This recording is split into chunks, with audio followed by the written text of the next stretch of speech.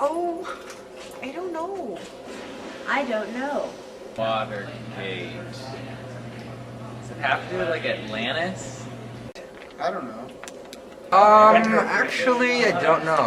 Is it a gate full of water, or, I mean... I don't know.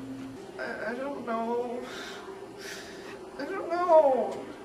Here, I really don't care. So. I have no idea. The gate in the entrance to Atlantis.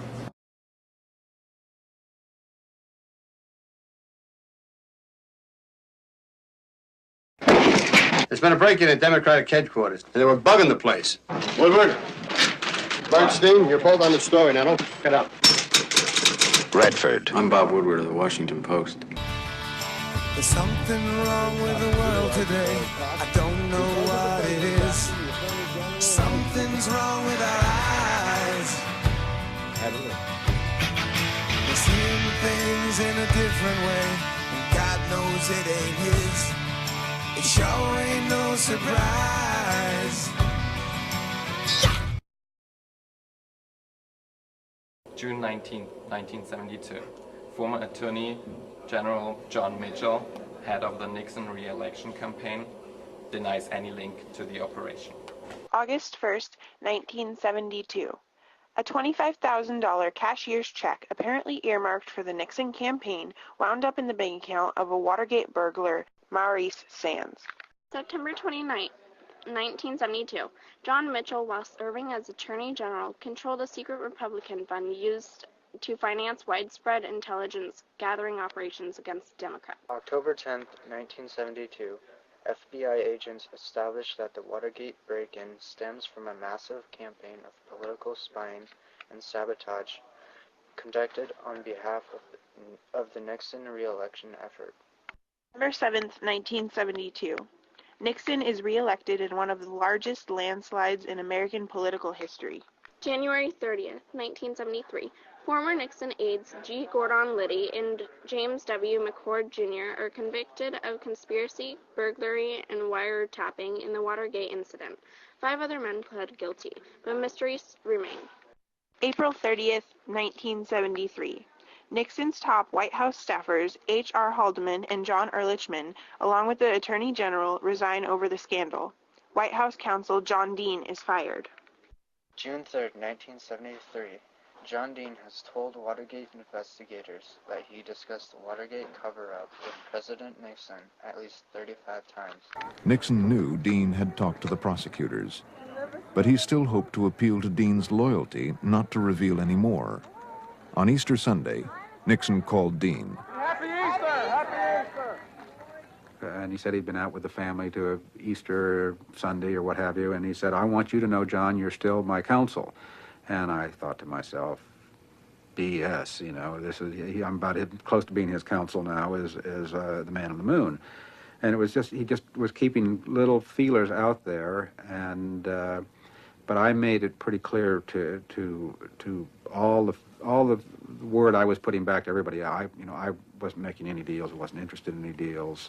I think Nixon hoped that he could make a bargain with Dean and say, in effect, you have to protect your president.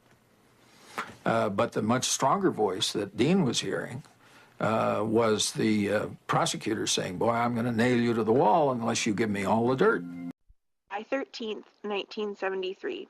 Alexander Butterfield, former presidential appointment secretary, reveals in congressional testimony that since 1971, Nixon had recorded all conversations and telephone calls in his offices. July 18, 1973. Nixon reportedly orders the White House tapping system disconnected. July 23, 1973. Nixon refuses to turn over the presidential tape recordings to the Senate Watergate Committee or the special prosecutor. Nixon himself possessed that evidence, a tape that plainly showed he'd obstructed justice.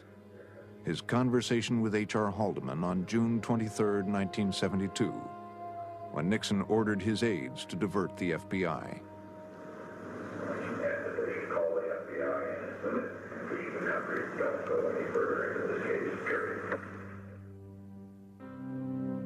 Nixon would soon have to release this tape, along with others covered by the Supreme Court ruling.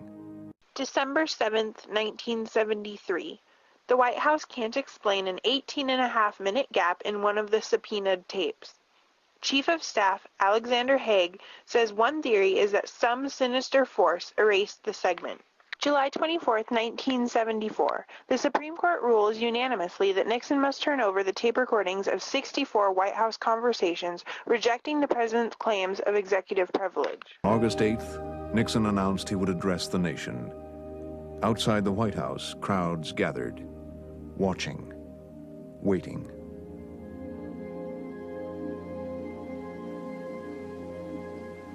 I have never been a quitter.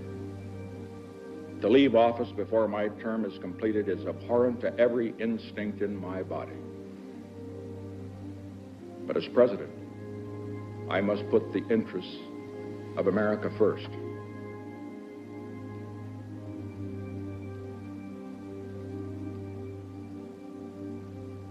Therefore, I shall resign the presidency effective at noon tomorrow. Vice President Ford will be sworn in as president at that hour in this office. August 8, 1974. Richard Nixon becomes the first U.S. president to resign. Always give your best. Never get discouraged. Never be petty. Always remember, others may hate you. But those who hate you don't win unless you hate them. And then you destroy yourself.